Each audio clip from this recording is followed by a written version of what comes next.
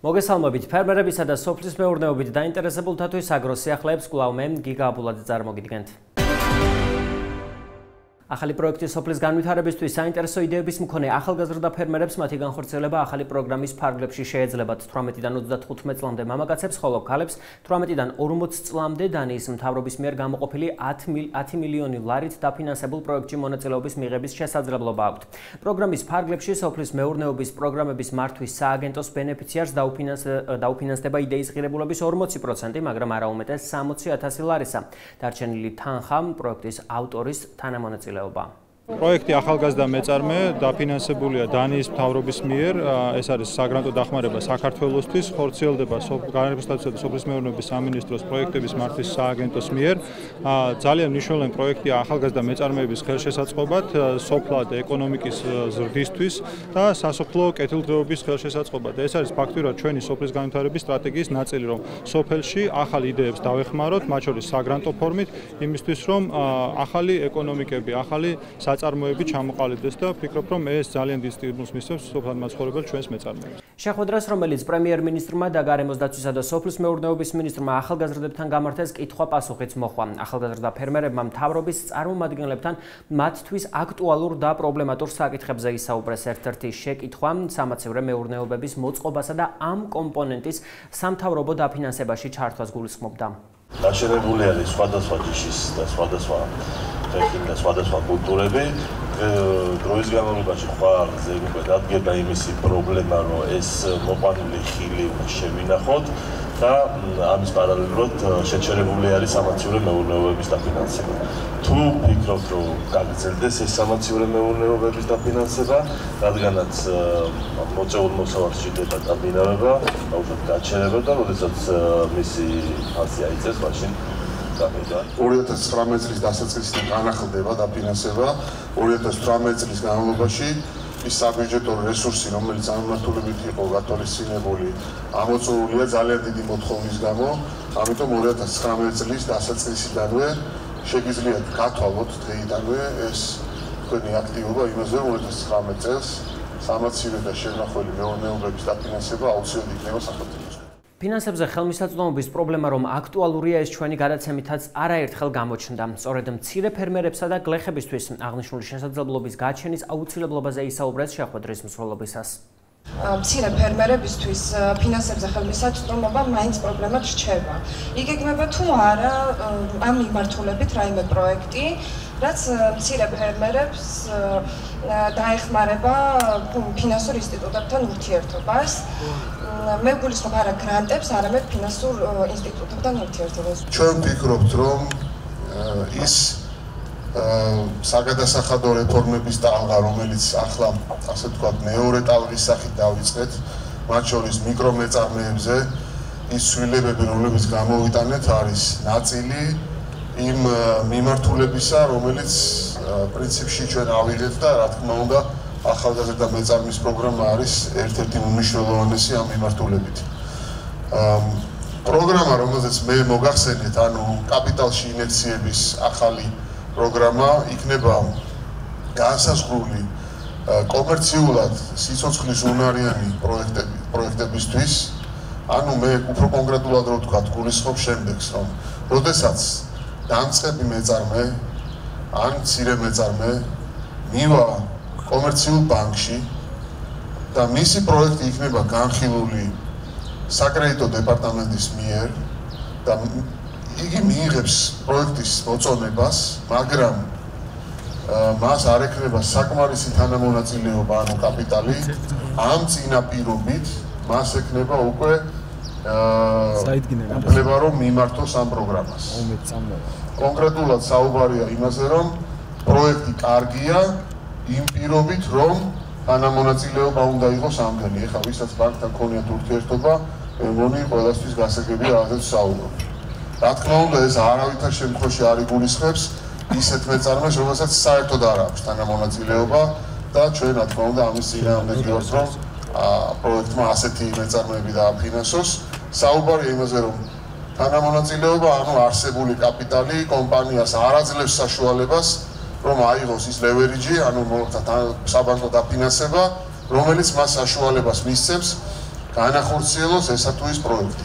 ასეთ შემთხვევაში სახელმწიფო კონკრეტული პრიორიტეტებით იქაც ჩაერევა და გააკეთებს ინექციას კაპიტალში იმისათვის, რომ პროექტის დაფინანსება შესაძლებელი გახადოს კომერციული საბანკო სექტორის მიერ. ეს არის ძალიან ზოგადად პროგრამის დიზაინი და საბიუჯეტო მოცულობა დგინდება და იქ არის კიდევ პრიორიტეტები თუ რა პრიორიტეტები, რა მიმართულებებს აირჩევს სახელმწიფო, რომ იმ მიმართულებებით მოახდინოს კონკრეტულად წახალისება და მე დარწმუნებული ვარ, რომ ეს პროექტი იქნება ერთ-ერთი ყველაზე ეფექტიანი იმ პროექტებს შორის, რომელზეც ჩვენ ვსაუბრობთ. იმიტომ რომ უდიდესი საჭიროებაა დღეს ქვეყანაში ნამდვილად არსებობს სიმრავლე ჯანსაღი პროექტების, რომელიც შეიძლება ყოფილიყო ძალიან წარმატებული ახალი პროექტი და სადაც თანამონაწილეობის ნაკლებობის გამო პროექტები პრაქტიკულად იბრაკება საკომერციული საბანკო სექტორის მიერ. ამიტომ ასეთ პროექტებს პრიორიტეტული მიმართულებებით სახელმწიფო წაახალისებს. ახალგაზრდა მეწარმეებთან შეხვედრაზე საუბარი აგროდაზღვევის პროგრამასა და მის მნიშვნელობასაც შეეხო. როგორც პრემიერ-მინისტრმა გიორგი კვირიკაშვილმა აღნიშნა, სახელმწიფო აგროდაზღვევის მეშვეობით ცდილობს სუბსიდირებისა და სტიქიური მოვლენების შემთხვევაში ბიუჯეტის თანხის ანაზღაურების პრაქტიკიდან გამოსვლას. სახელმწიფოსთვის არის უდიდესი პრიორიტეტი, რომ ზიმიტანებული ზიანის შემთხვევაში მეწარმეემ სადაზღვევო კომპანიასთან თანამშრომლობით შეძლოს იმ ზიანის ანაზღაურება, რომელიც მას მიადგება. იმიტომ რომ ის არაჯანსაღი პრაქტიკა, რომელიც სამწუხაროდ 10 წლეულების განმავლობაში გრძელდებოდა, რომ თითოეული ასეთი ბუნებრივი თუ სხვა კატაკლიზმის შემთხვევაში საწარმოოს ასე ვთქვათ, ავალდებულებდა პრაქტიკულად სახელმწიფოს, რომ მას აენაზღაურებინა ზარალი, ეს პრაქტიკა უნდა დავასრულოთ ჩვენ და მე ვფიქრობ, რომ ამაში იხდის სახელმწიფო ფულს და აბსოლუტურად სწორად იხდის, რომ დაზღვევის პროექტი და პროდუქტი გავხადოთ ხელმისაწვდომი სოფლის მეურნეობის წარმოებლისთვის და მე მინდა რომ მოუწოდო ყველა ახალგაზრდა მეწარმეს, რომ ეს შესაძლებლობა აითვისონ. მეწარმე მე მესმის, რომ არ არის მარტივი სოფლად წარმოების შექმნა და ესე ვთქვათ, იმ სირთულეების გაძლება, რომელიც სოფლად არის და აბსოლუტურად ვაცნობიერებ ამ სირთულეებს, მაგრამ აუცილებელია, რომ ადამიანებმა საკუთარ წარმოებაზე პასუხისმგებლობის აღება ისწავლონ და აქ სახელმწიფო მათ გვერდში უდგას. ახალ ინიციატივებთან ერთად სახელმწიფოს მხრიდან ინფრასტრუქტურის გაუმჯობესებაზე ისაუბრა ფერმერმა ლეჩხუმიდან, რომელიც აგროტურისტული ცენტრის გაკეთებას აპირებს და ამბობს, რომ მის დასახლებამდე მისვლა მხოლოდ მაღალი გამავლობის მანქანით არის შესაძლებელი. ეს კი ვიზიტორებისთვის გარკვეულ დაბრკოლებებს ქმნის. ჩართული ვარ სოფლის მეურნეობის განვითარებაში, სოფლის სფეროში, თანასოფლებთან დავაფუძნეთ კოოპერატივით. ჩვენი საქმიანობის სფერო არის მეფუტკრეობა და მევენახეობა.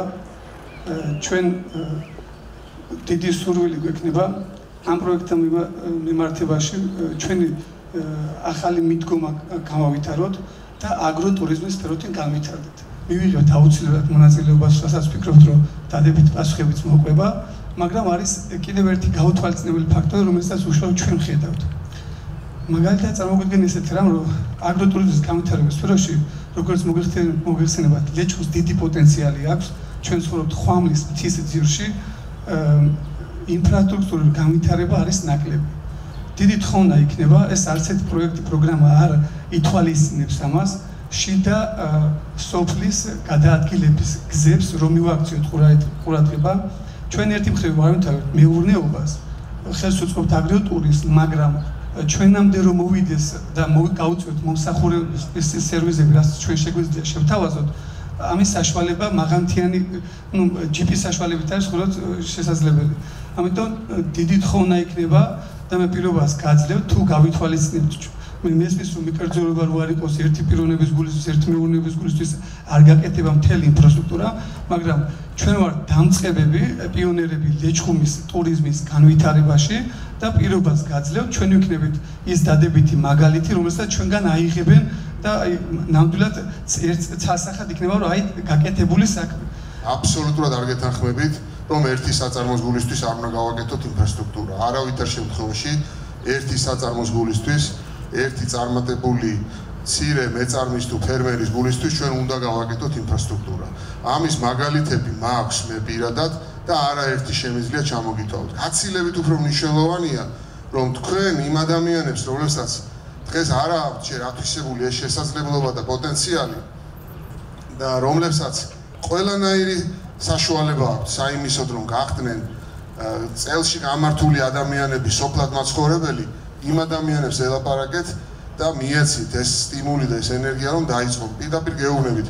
ასევე იყო შემთხვევა, ბაიას ღვინოები, არ ვიცი იცით თუ არა, ერთ-ერთ ასეთ გამოფენაზე შევხვდი და მითხრა, რომ ძალიან დიდი პრობლემაა და გაუყვანეთ იქ გზა ბატონო და არ არის ეს პრობლემა. კიდევ ერთხელ ვამბობ, ესე ხდება, რა თქმა უნდა არის სისტემური საკითხები, რომლებსაც ახლა დამეთანხმებით. ალბათ ახლა ვინც ყოფილა ამ ბოლო პერიოდში რაჭაში, ონის რაიონში და იგივე ამბროლაურის რაიონში, სოფლის გზები ძალიან მნიშვნელოვნად შეიცვალა მდგომარეობა. ლეჩხუმში აუცილებლად იქნება ის დაპირებული გზა, რომელიც ქუთაისიდან აუცილებლად გაივლის და ეს მაგისტრალი უკვე ძალიან სერიოზულად გამოაცოცხლებს.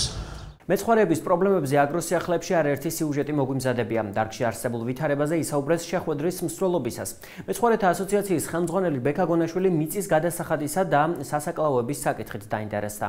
ჯერ არა, მაგრამ ახლო მომავალში ვფიქრობ, რომ ეს დადგება, როცა შემოდის რუსეთიდან ზღვარი აქ იკრება საქართველოში და გადის ასევე სხვა ქვეყნებიდან. ანუ აქ ჩვენს ასე ვთქვათ გვესმის სასაკლაოების და იმიტომ რომ ჩვენი რაოდენობა არ არის ისეთი, რომ სასაკლაო საქართველოში რომელიც მუშაობს, სრულად მუშაობდეს, მაგრამ ვფიქრობთ თუ არა, ჩვენ ასე ვფიქრობთ, ჯობია რომ საქართველოში იმ დროს როცა ჩვენთან აკრძალეთ რამდენიმე თვის განმავლობაში სარეალიზაციო ზღვარი მოხდეს, მე მგონი ამაში არ შევეთევს წინააღმდეგი დაწერები რაღაც პერიოდის განმავლობაში ამ შემოყვანის შეზღუდვა, რათა აი ის საქართველოში და შემდეგ მოხდეს. აი ხა დღესაც მაგალითად ამ სასაკლაოების რომელშიც ვიყავ, თელეთში მაგალითად პირდაპირ იზახეს, რომ უსულცვარი თუ არ არის, მე არ მაინტერესებს კონკრეტულად. აქედან გამომდინარე ამას შეიძლება პრობლემა შექმნას და ვფიქრობ, რომ რაიმე ღონისძიება და ნაბიჯი ამ მიმართულებით გადასარგმელია და მეორე შეკითხვა მექნება ბატონ გიორგი თქვენთან კონკრეტულად დაახლოებით 2011 წელს საქართველოში მაშინ პრემიერ-მინისტრის ხელმოწერით არის დოკუმენტი, რომელმაც მიწის გადასახადი, რომელიც საძოვარზე იყო მაგალითად 3 ლარი ყველა საქართველოს მასშტაბით, რეგიონების მიხედვით და რაიონების მიხედვით ზოგან 5-ია, ზოგან 7-ია, ზოგან 15, ზოგან 18 და კაცშვილმა არ იცის პრინციპი ამისი დაწესებისა რა იყო და ეხლა ეს უკვე საგადასახადო კოდექსშია გადასული პირდაპირ. ასევე იგივე ეხება სახნავსათესლებს რა ეხლა მე პირადად დედოფლის წყაროდან ვარ და ძალიან ადვილად შემიძლია თქვა, იქ არის სარწყავში მიწა, რომელშიც ვიხდით გადაიხადოს ფერმა 87 ლარი და იქ გარანტირებულ მოსავალს იღებს, არის შირაქი, რომელშიც იხდის 87 ლარს და არის ფაქტობრივად უდაბნოდ ქცეული ტარიფის ველები, სადაც ასე 87 ლარია და იქ წელიწადში 4 წელიწადში ერთხელ შეიძლება მოსავალი მიიღო და სხვაგან გარანტირებულ მოსავალს იღებს, იმიტომ რომ სარწყავი. და მე ჩვენ ვფიქრობთ, რომ ეს არ არის სწორად და ეს იმას კი არ ნიშნავს, რომ ჩვენ გადასახადი შევამცირებთ. პირიქით შეიძლება სადღაც კონკრეტულად უფრო მაღალიც უნდა იყოს, ამ ჩვენ მაგას ვიძახით, მაგრამ ის უნდა იყოს იმ მიწის შესაბამისი გადასახადი, იმიტომ რომ აი ტარიბანო მაგალითად ეხლა კი მეცხვარეთა ასოციაციის თავმჯდომარე ვარ და საძოვარი ბევრი იქნება კარგია, მაგრამ ფიზიკურად ის უკვე გაუდაბნოებულია, მხოლოდ საძოვარებად არის აქცია. მაშინ როდესაც ადამიანები პირიქით იქ შეიძლება რომ წახალისდეს, რომ რაღაცა მოხრან დათესონ, რაღაცა აქტივობა უფრო მეტი ღირებულება შექმნან საგექტარო. ეს საინტერესო ინიციატივა, თუმცა არ ვიცი იურიდიული საფუძველი ამას როგორი შეიძლება გქონდეს კონკრეტულად მორატორიუმი ან რაღაც რამდენიმე თვიან პერიოდში, რომ ჩვენ დავუშვათ იმპორტი კი არა გადამუშავების რეჟიმი შევზღუდოთ. ეს სამუშაო რეჟიმში შეგვიძლია გადავიტანოთ ეს საკითხი და განვიხილოთ, ანუ მათ შორის ეკონომიკის სამინისტროსთან, სავაჭრო პოლიტიკის ნაწილში ჩვენ არ გვქონდეს რაიმე წინააღმდეგობა და ამავე დროს ფინანსთა სამინისტროსთანაც, რომელიც იგივე საბაჟო ოპერაციებზეა პასუხისმგებელი, თუმცა განხილვადია ეს ყველა საკითხი. მართალია მე ბექას ვეთანხმები, რომ ჩვენ სეზონურად გვაქვს საექსპორტო პროდუქტი, ახლა მაისიდან იწყება ჩვენი სეზონი და ახლობლად შეიძლება სექტემბრის ბოლომდე იყოს.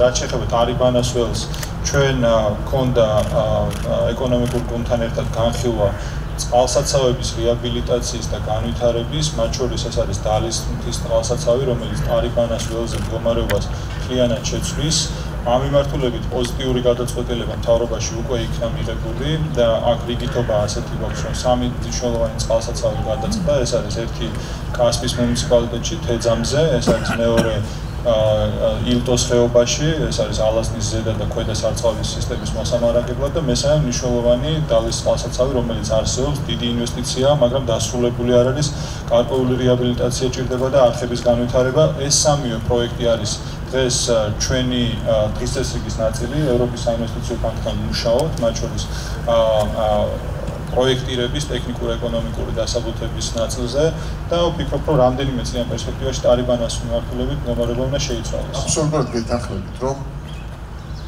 მოსაწესრიგებელია ეს საკითხი, ასე ვიტყოდი, მოდი ჩვენ ის ახალი მიმართულება, რაც გვაქვს აღებული, რომ გადაწყვეტილებების მიღების სიმძიმის ცენტრი რეგიონებში გადავიდეს ისეთ საკითხებზე, საიდანაც არ უნდა იყოს მენტორული მიდგომა ცენტრის მხრიდან, ანუ სახელმწიფოს მხრიდან. ეს მიმართულება, რა თქმა უნდა, გულისხმობს იმას, რომ ასეთი საკითხები უნდა დარეგულირდეს მოსმენით, თანამშრომლობით, მაგრამ ეს არ უნდა იყოს არაჯანსაღად გაგებული. პირდაპირ მითითება იყო ჩემი მხრიდან, რომ არავითარ შემთხვევაში საძოვრად პრაქტიკაში გამოყენებული მიწების დირექტიულად გასხვისება არ მოხდეს.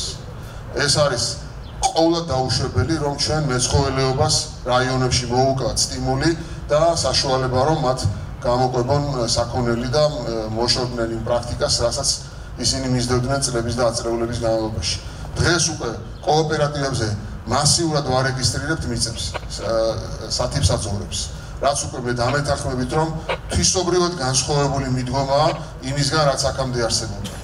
დამერწმუნეთ, რომ ამ მიმართულებით კიდევ წავალთ და რა თქმა უნდა, გადასახადების მოწესრიგება იქნება ერთ-ერთი ძალიან მნიშვნელოვანი საკითხი. გადაცემას კვლავ მეცხვარეებზე საუბრით განმოგრძობთ. ბორჯომის მუნიციპალიტეტის სოფელ ჭობისხევში მცხოვრები როინ სარალძე მთელი სოფლის ფარას მწყესავს, თუმცა იმ დროსაც იხსენებს, როდესაც მთლიანად სოფლის ფარაზე მეტი სულადობა ერთ ადამიანს ყავდა. იყო დროი ამაზე მეტი მემყანდა ცხვარი, მაგრამ ეხლა ასე სოფლისა ეს როინი მეცხვარეობას უკვე წლები ამისდევს, ამბობს, რომ დარგში ბევრი პრობლემაა, ამიტომაც ადრე თუ სოფელს 1000 სულამდე ცხვარი ყავდა, დღეს ეს რიცხვი 100-ს არ აღემატება. სოფლისა არის, ამდენა სოფელში მარტო ეს დარჩა ცხვარი, სხვა აღარ ავის უნდა. დღეს აღარ არის გასავალი, ხალხსაც არ აქნა. საკვებს ვეღარ იმზადებს. იქა იმისი არის ვერ მეეკარები, აქა მარტო რაც გაქვს იმას ვერ რაც გაქვს შენ მიწა იმას ვერ შვები. როგორც მეცხვარე ამბობს, ერთ-ერთი ყველაზე სერიოზული პრობლემა საძოვრებს უკავშირდება, რადგანაც საძოვრები კერძო საკუთრებაშია, მფლობელი მას არ იყენებს, მწყემს კი საკმაოდ მაღალ გადასახადებს თხოვს. ლიმიტები უპატრონო ცხრიან, რო შეხვალ იმდეს გიფასებენ, რომ აზრი არ აქვს იმის გათიბაცა და იმის ჩამოტანა კიდე ხო სისხლის ფასი არის, საწვავის ყიდვა და რა. სუცირე ყველაზე ახლო მანძილში 60 ლიტრი ბენზინი გინდა, რომ ახვიდე და ჩამოიხვიდე. 60 ლიტრი ბენზინი. იქით კიდე დაარჩენი ხო ვისაც უნდა იმას არ აქვს და ვისაც არ უნდა იმას აქვს და 10 თონი იყენებს და არც სხვა საყენებინებს. უჭდება იქ ხელს არ მოკიდებს, შეხوارჩე და ისეთ რამეს გთხოვს, ყველია რაღაცა ხორცია, რამე რა აღის, დავიხდე იყიდო იჯობია, იქ რო ისწვალებად იმის ჩამოტანა და ის ჭობისხეველი მეცხვარე ამბობს, რომ პრობლემას წარმოადგენს მიწების რეგისტრაციის საკითხიც. და ეხლა რო არჩევნები იყო წინა ადგილობრივი იყო თუ რა იყო ეხლაც იყო. მაგას მივედი წყვილა ეს ფულად გადავყარ თითო დისკზე 50 ლარი. ეხლა მივედი რომ აბა რა საქმე როგორ არის მეთქი და ივან ჩაიარა როგორც თბილისის ვალე დადიოდა ხოლმე ისე. როგორც როინი ამბობს, მეცხვარეობას კიდევ ერთი დიდი პრობლემა, რამოდენიმე წლის წინ სომხეთიდან ცხვრის ქართული ცხვრის სახელით ექსპორტმაც შეუქმნა, რამაც ქართულ ცხვარზე ფასის დავარდნა გამოიწვია და ფერმერებმა არარენტაბელობის გამო სულადობაში ამცირეს. სომხური ცხვარი ამ იმაში აურიეს, ქართულ ცხვარში აურიეს და იქიდან მერე მაგით გაპუჭდა აქ საქმე. ფაქტიურად ცხვარი აღარ ყავს გლეხს. აღარ აქვს გასავალი. გასავალი არ ქონდა, უკვე აზრი აღარ ქონდა. ვიც წვალობს იმას არაფერი რჩება და ვიც ყიდულობს იმას რჩება. ამას თუ მანეთი რჩება, იმას იმანეთი რჩება და აზრი არაფერი აღარ აქვს. ზოგი ცხოვრობს და ზოგი არსებობს. ვარსებობ ჩვენად გლეხი გასწორ, სხვა არაფერია. ვარსებობთ უბრალოდ. მეცხვარეთა ასოციაციის ხელმძღვანელი ბექა გონაშვილი ამბობს, რომ პრობლემა, რომელიც სხვა ქვეყნიდან ცოცხალი ცხვრის იმპორტს და საქართველოსთან ცოცხალისვე რეექსპორტს უკავშირდება, უკვე მოგვარებულია. 2016 წლის დეკემბრის მერე ეგ პრობლემა საქართველოში მოხსნილია. იმპორტი ცოცხალის საქონლის რეექსპორტის მიზნით არ ხდება. ხდება ცოცხალის საქონლის იმპორტი, დაკვლის და შემდეგ ექსპორტის მიზნით. ეს საკითხიც წეღანაც მე დავაყენე სოფლის მეურნეობის მინისტრთან, ეგ საკითხი რომ გადასახედია და მოსაგვარებელია. მე ვფიქრობ, რომ ჩვენ დაახლოებით 3-4 თვის განმავლობაში რომ გავაკეთოთ მორატორიუმი და არ შემოდიოდეს, ამაში არანაირ წინააღმდეგობაში არავისთან არ მოვალთ. მით უმეტეს საკითხი ეხება რუსეთთან შემოდის ეს სხვა ხა და რუსეთს წლების განმავლობაში ჰქონდა ქართულ ღვინოზე მორატორიუმი და ბორჯომზე და იმას და ახლა 3 და 4 თვე წელიწადში აგვიტანონ ახლა არ არის პრობლემა. მეცხოველთან საუბრისას კიდევ ერთი პრობლემის შესახებ შევიტყვეთ, როგორც რო ინმა მოგვიყვა ერთ-ერთმა ჩატარებულმა ვაქცინაციამ პირუტყვის ნაწილში გართულებები ზოგიერთ შემთხვევაში კი ნაყოფის დაკარგვაც გამოიწვია. მარტო მოდიან ასაცრელად რო ეს ერთხელ მოვიდე ჩხარზე მოვიდე რაღაც ყვავილიაო დავადებაო.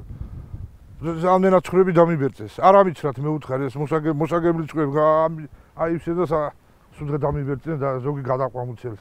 მოსაგებლე ატვეჩაი ვარო, ატვეჩაი რა ვინ გაგიხდება. გამე იმას მიქნეს ამდენად ცხრები. ეს მოსაგებლები არ ამიცრა მე უთხარ დანარჩენებია ზოგი სადეყარა, ზოგი სადა რო აცრეს ავი. მიმიმაში რო ამიცრეს მე 15 წელი მომიგდე. მეორე დღეს მე სამ დღეში ზოგი მუცელი ვეღარო გაბერწდა თუ რავი როგორ თქვა გადაყვა მუცელსა ზოგი იმას რომელიც ძლიერი იყო მარტო ნაყოფი დააქვს დოქტორი და თვითონ კიდე რაღაცა.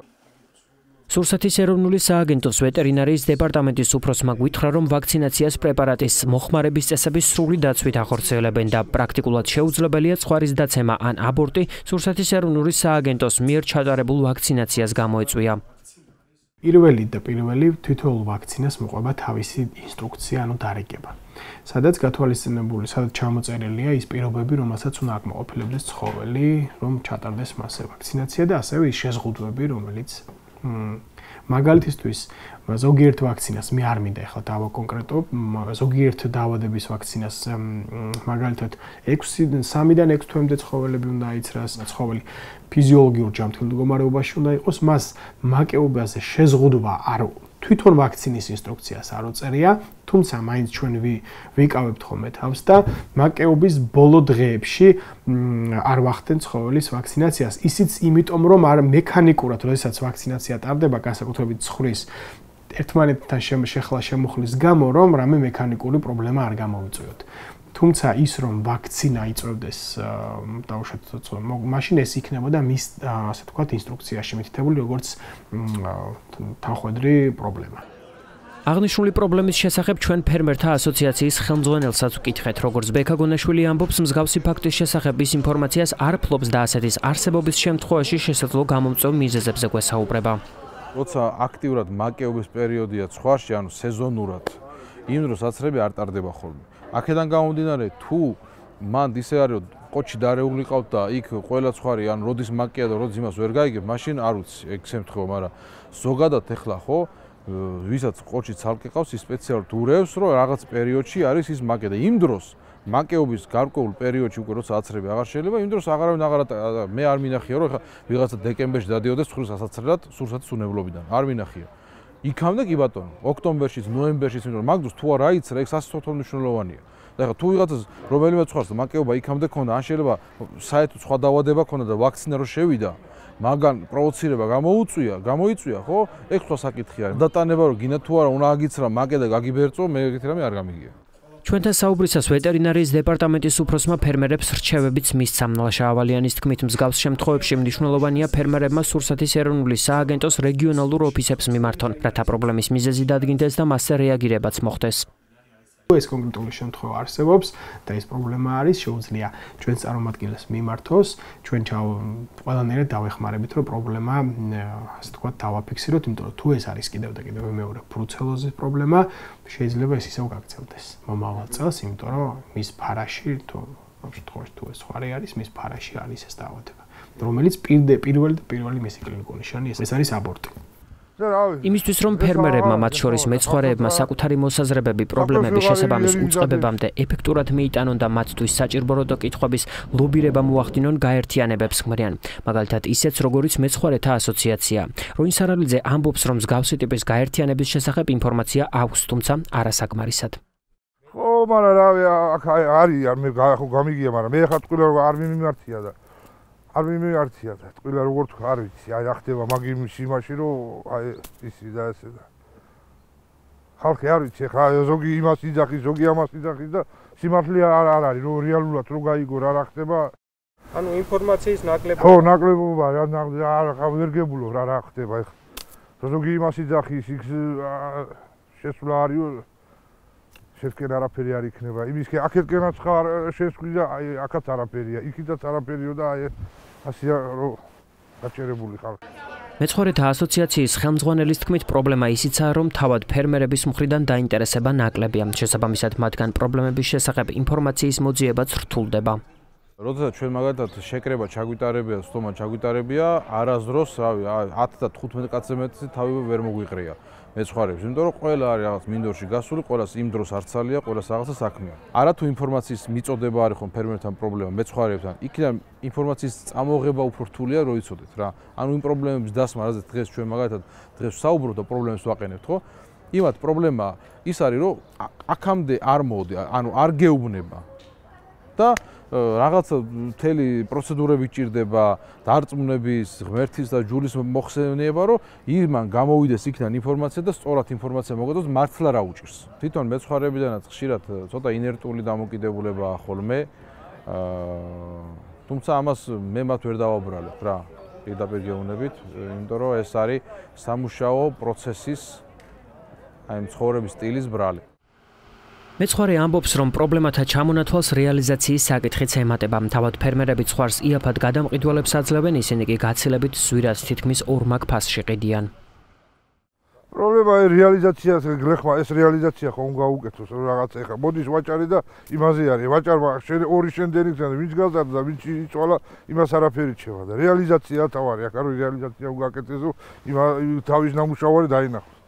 ახლა თავის იმასა აგერა გაყიდის 100 ლარში 250 ლარში გახვალ ვაჭარი 250 ლარში ყიდის. რეალიზატორების ხრივ ეხლა ეგ არის ძალიან ეხლა ჩვენ ხო კაპიტალისტურ ქვეყანაში ვცხოვრობთ, ხო? ანუ აქ ძალიან რთულია მაგის თქმა. მაშინ რაც უნდა მოხდეს ეხლა აიქაც არის ეხლა ერთი არაბი ჩამოსული დღეს უნდა შევხვდე, რომ შევხვდე უნდა დავждე იმას და ინგლისურად უნდა ველაპარაკო. ანუ ზოგს აქვს ენის ბარიერის პრობლემა, ზოგს აქვს მაგალითად არ შეუძლიათ აკრედიტივზე მუშაობა და არიციან აკრედიტივზე მუშაობა. ამ დროს ის უცხოელი მოდის ახლა წამოვიდგინეთ სადღაც თაში ბორჯომში ავიდეს, იღლიაში ამოჭრილი დოლარებით და იქ ფული გადაიხადოს. ესაც არ არის ხო რეალური. აქედან გამომდინარე არიან შუამავალი კომპანიები, იმპორტი. ეხლა ისინი როგორ აკეთებენ ამას და როგორ კეთილსინი ისეთ, ეგ სხვა საკითხი არის. მე უბრალოდ ვიძახი იმას, რომ ვიღაცას ამაში რეგულაციას ვერავინ ვერ შეძლებს. იმისთვის რომ ბაზარზე ფასები დარეგულირდეს და მცირე ფერმერებმაც საკუთარი საქონლის რეალიზება უკეთეს ფასში შეძლონ, ახალი ინიციატივა მუშავდება, რომელზეც მეცხვარეთა ასოციაციის ხელმძღვანელი გვესაუბრა. ჩვენ ასოციაცია შევიკრიბეთ ბიჭები, ვინც ართ წევრები და მაქსიმუმ ვინც ვერ იყო, კიდე ყველა შევატყობინეთ, რომ გვინდა საფუძველი, ანუ სამომავლოდ ფიქრი იმაზე, რომ გაყიდვებში ისე როგორც ხორცის, ისე როგორც ცოცხალის აშენო გამოვიდეთ ერთობლივად. აი ეს საკითხი თუ დავძარით და ეს არ არის ადგილი საკითხი, თუ ეს საკითხი თუ დავძარით და ამაში წარმატება გქონდა, აი მაგ პრობლემას ასე თქვენ ძახით, მე ვფიქრობ, რომ მაგას მოხსნით. მეცხვარეებისთვის უკეთესი პირობების შესაქმნელად ბექა გონაშვილი მათ ასოციაციაში გაერთიანებას, საკუთარი პრობლემების შესახებ საუბარს და საერთო მიდგომებზე შეჯერებას თავაზობს. მედია კამპანია ერთად ვებრძოლოთ აზიურ ფაროსანას გრძელდება. შეგახსენებთ, რომ მას ჟურნალისტიკის რესურს ცენტრი პარტნიორ მედია საშუალებებთან ერთად ევროპის რეკონსტრუქციისა და განვითარების ბანკის EBRD-ს მხარდაჭერით ახორციელებს. მედია პროდუქტი შესაძლოა არ წარმოადგენდეს EBRD-ს შეხედულებებს. გასულ კვირას აქტუალური იყო საქართველოში როსელხოდნაძორის წარმომადგენლების ვიზიტი. მას განსაკუთრებული მნიშვნელობა დე-ფაქტო აფხაზეთში განვითარებული მოვლენების გამოც ჰქონდა. შეგახსენებთ, რომ 2 აპრილს როსელხოდნაძორის წარმომადგენლებმა ოკუპირებული აფხაზეთიდან პროდუქტების შეტანის აკრძალვაზე ამავე უწყების მიერვე უკვე მიღებული გადაწყვეტილება გააუქმეს. რუსეთის მცენარეთა დაცვის სპეციალისტები თავდაპირველ პოზიციას ოკუპირებული ტერიტორიიდან აზიური ფაროსანას გავრცელების საშიშროებით ხსნიდნენ, თუმცა უწყებამ მოულოდნელად ემბარგო მოხსნა. ჟურნალისტიკის რესურს ცენტრის აგრო მიმართულების ხელმძღვანელი აცხადებს, რომ როსელხოდნაძორის მიერ 4 დღეში ბრძანების გამოცემაც და მისი შეცვლაც უწყებაში არა მცენარეულ, არამედ პოლიტიკურ მიზნებს ატარებს. როდესაც 2 აპრილს ღებულობს როსელხოსნadzori აკრძალვას, რომ აფხაზეთიდან აკრძალოს გარკვეული სასოფლო-სამეურნეო პროდუქციის შეტანა რუსეთში, ხოლო 6 აპრილს თავისივე გადაწყვეტილებას აუქმებს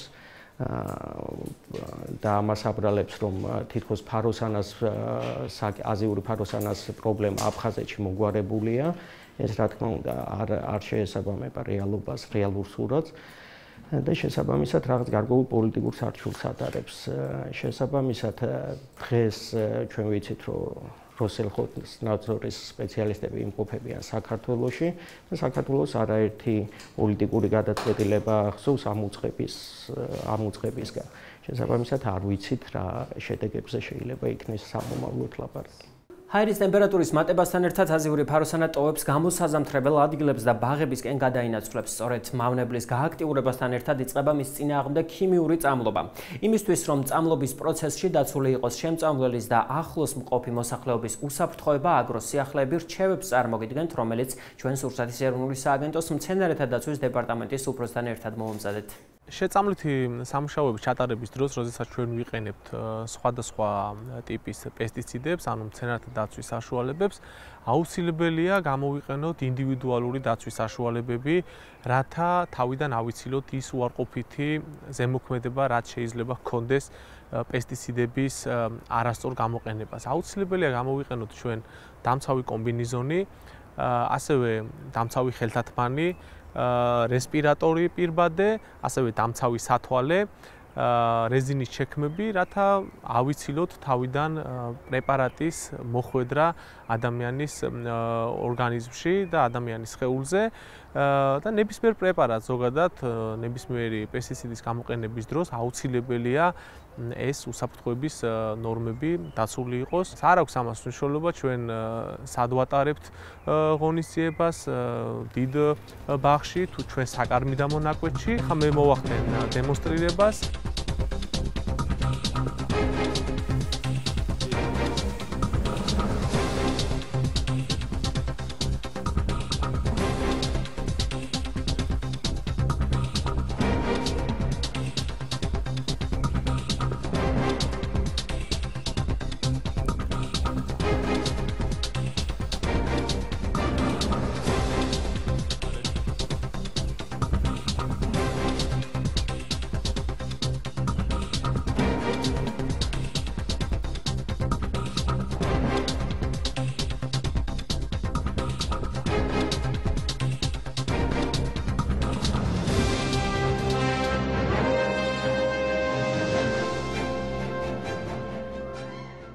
მე მოვახდინე იმის დემონსტრირება თუ რა ინდივიდუალური დაცვის საშუალებები უნდა იყოს გამოყენებული იმ მომუშავე პერსონალის მიერ, რომელსაც შეხება აქვს პესტიციდებთან და მუშაობის პროცესში აუცილებელია გამოყენებული იყოს.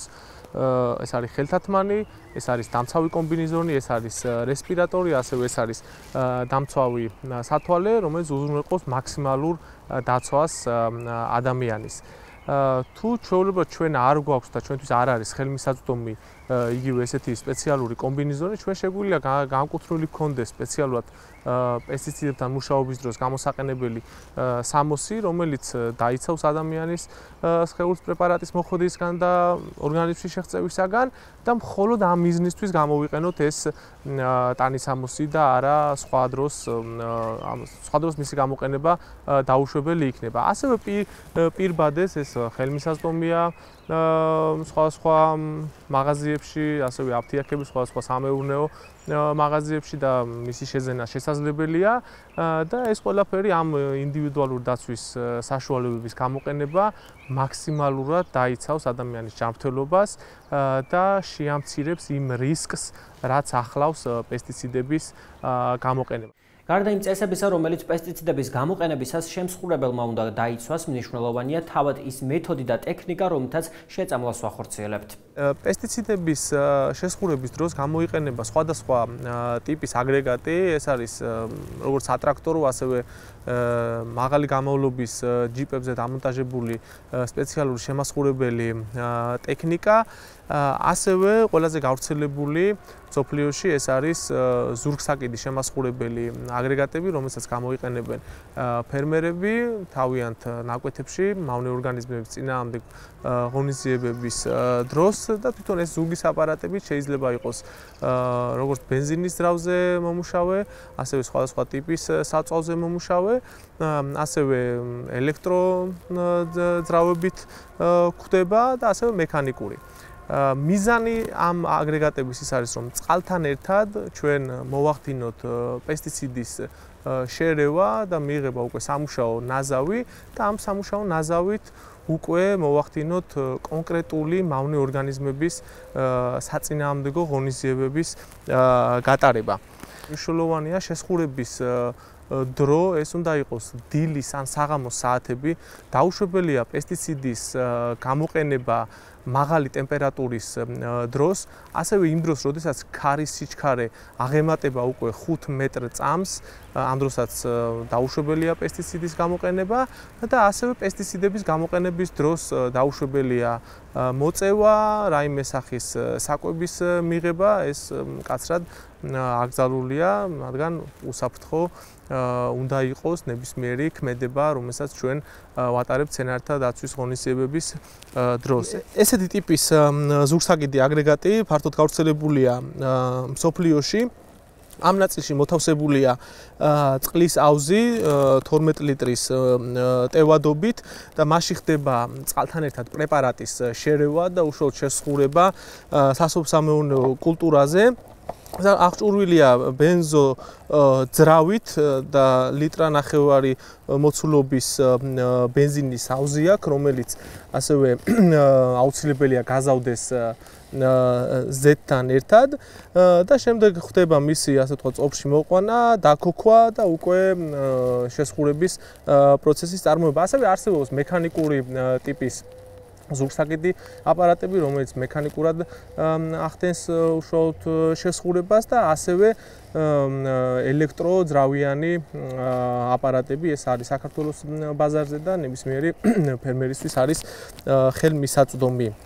ეხლა მოვახდენ დემონსტრებას თუ როგორ ხდება გამოყენება შემასხურებელი აგრეგატების და ესეთი ტიპის აგრეგატები მნიშვნელოვანია ისეთი ხეების დასამუშავებლად, რომელიც ასე ვთქვათ შეიძლება ვერ დამუშავდეს იგივე მექანიკური ტიპის აპარატით და ამ ესეთი ტიპის აგრეგატებით ჩვენ შეგვიძლია 10 მეტრი და მეტი სიმაღლის ხეებიც დავამუშავოთ, რაც ძალიან მნიშვნელოვანია, იმიტომ რომ შეიძლება იგივე მავნე ორგანიზმი, იგივე აზიური ფაროსანა, რომელიც მრავალწლიანი კულტურების ძირითადი მავნებელია, ძირითადად მავნეობს მცენარეების ზედა ნაწილში. ამიტომ ძალიან მნიშვნელოვანია კარგად ხარისხიანად დამუშავდეს მცენარე, როგორც ფოთლის ზედა მხრიდან, ასევე ფოთლის ქვედა მხრიდან, რომ ჩვენ მაქსიმალურად ეფექტურები ვიყოთ თითოეული მავნე ორგანიზმის წინააღმდეგ. აქვე შეგახსენებთ ჩვენ მიერ მომზადებულ ინფოგრაფიკას, რომელიც იმ უსაფრთხოების წესების შესახებ მოგვითხრობს, რომლის დაცვაც მცენარეების ქიმიური დამუშავებისას სავალდებულოა.